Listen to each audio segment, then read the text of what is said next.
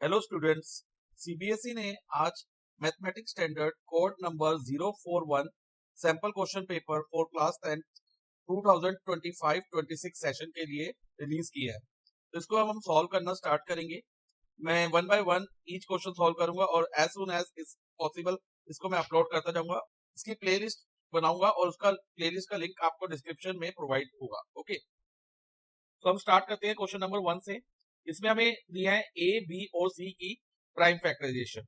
ए की prime factorisation है बच्चा 2 raise to power 2 multiply 3 raise to power x, और बी की प्राइम फैक्टराइजेशन दी है हमें 2 raise to power 2 multiply 3 multiply 5, और सी की प्राइम फैक्टराइजेशन हमें दिया है 2 raise to power 2 multiply 3 multiply 7, और साथ में हमें एलसीएम दे दिया ए बी सी का, और वो में क्या दिया 3780, और हमें क्या करना है then x is equal to, हमें इसमें वेरिएबल एक्स की वैल्यू निकालनी है। देखो बच्चा, वेरिएबल एक्स है ना, इसकी वैल्यू निकालनी है। हमें गिवन क्या है एलसीएम।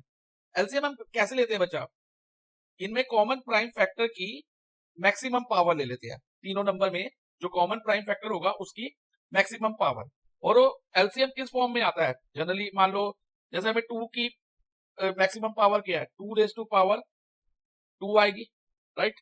2 रेज टू पावर 2 आएगा ना, क्योंकि इसमें सारी पावर्स बराबर है तो मैक्सिमम पावर 2 ही रहेगी। मल्टीप्लाई 3 रेज टू पावर, इधर बचा 3 रेज टू पावर एक्स है, इसमें 3 की कोई पावर नहीं है तो हम 1 मानेंगे, सी में भी 3 की कोई पावर नहीं है तो हम 1 मानेंगे। अब 3 की हम हाईएस्ट पावर अभी डिटरमाइन नहीं कर सकते, ठीक है, क्योंकि हो सकता है कि इधर 3 की पावर 0 हो और एलसीएम में यहाँ पर 3 की पावर 1 आ रही हो एलसीएम लेने पे, या फिर 3 की पावर 1 भी हो सकती है या उससे बड़ी भी हो सकती है।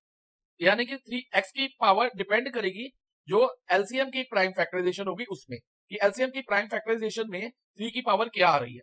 तो अभी हम इधर 3 की पावर में लगा देते हैं क्वेश्चन मार्क, ठीक है, अभी के लिए। फिर हम प्राइम फैक्टराइज करके देखेंगे एलसीएम को 3780 को, उसके बाद 3 की पावर लेंगे, यानी कि क्वेश्चन मार्क की जगह एक्स लेंगे और उसको कंपेयर करेंगे इसकी प्राइम फैक्टराइजेशन से, वही एक्स की वैल्यू होगी। अब बच्चा बाकी के प्राइम फैक्टर कौन से है, 5 और 7। अब 5 तो ओनली बी में आ रहा है, सी और ए की प्राइम फैक्टराइजेशन में नहीं आ रहा, तो इसका मतलब ए की प्राइम फैक्टराइजेशन में 5 की पावर 0 रही होगी, क्योंकि एनीथिंग पावर 0 क्या होती है 1, और any number multiply by 1 same number होता है, तो मल्टीप्लाई बाय 1 होने से ये 2 raise to power 2 multiply 3 raise to power x रह जाती है। अगर मान लो हमें कुछ कॉमन ना, जैसे एक में 5 है बाकी दो में 5 नहीं है, हम बाकी दो की प्राइम फैक्टराइजेशन में 5 की पावर 0 लिख सकते हैं। तो इससे देखो बच्चा 5 की हाईएस्ट पावर क्या आ गई, 1 आ गई ना, यस सर। तो इधर हम 5 की हाईएस्ट पावर 1 ले लेंगे, ओके। और इसके अलावा अब 7 में देखो, 7 as a prime factor only C में है, ए और बी में नहीं है, तो ए और बी में क्या होगा, ये 7 रेज टू पावर 0 लगा देंगे ए की प्राइम फैक्टराइजेशन में भी और बी की प्राइम फैक्टराइजेशन में भी, क्योंकि 7 रेज टू पावर 0 1 होता है, अभी मैंने बताया, और मल्टीप्लाई बाय 1 से प्रोडक्ट में कोई फर्क नहीं पड़ता, वैल्यू में कोई फर्क नहीं पड़ता, कि मल्टीप्लाई करने पे हमें सेम वैल्यू मिलती है 1 से मल्टीप्लाई करने पे हमें सेम वैल्यू, तो 7 की पावर 0 ले सकते हैं। अब 7 की मैक्सिमम पावर ले तो बच्चा हमें क्या दिख रही है तीनों में, 7 की पावर 1 हाईएस्ट है, यानी कि मैक्सिमम है, तो इधर 7 की पावर 1 हो जाएगी। अब हम 3780 की प्राइम फैक्टराइजेशन करेंगे, जो मैंने ऑलरेडी इधर करी हुई है। तो देखो बच्चा, इधर इसकी प्राइम फैक्टराइजेशन में 2 की पावर 2 आ रही है, और 3 की पावर कितनी आ रही है, 3 की पावर 3 होगी, क्योंकि 3 जो है 3 टाइम्स मल्टीप्लाई हो रहा है, एंड देन मल्टीप्लाई बाय 5, और 5 1 टाइम आ रहा है तो 5 रेज टू पावर 1 हम कह सकते हैं इसे, या सिंपल 5 भी लिख सकते हैं, और 7 1 टाइम आ रहा है तो 7 रेज टू पावर 1। अब ध्यान से देखो बच्चा, 2 रेज टू पावर 2 एलएचएस में भी है और आरएचएस में भी है, तो ये कट हो जाएगा। नेक्स्ट, अभी हम 3 की पावर को कंसीडर नहीं करते, इसको हम बाद में देखेंगे। और अब देखो 5 की पावर 1 और 5 की पावर 1 भी कट हो गई, 7 की पावर 1 और 7 की पावर भी कट हो गई। अब देखो बच्चा, हमारे पास क्या बचा, 3 raise to power question mark, okay, और is equal to 3 raise to power 3, यानी कि इस क्वेश्चन मार्क की जगह क्या होना चाहिए, अगर बेस सेम हो और बीच में इज इक्वल टू का साइन हो तो पावर्स भी हम इक्वल ले सकते हैं।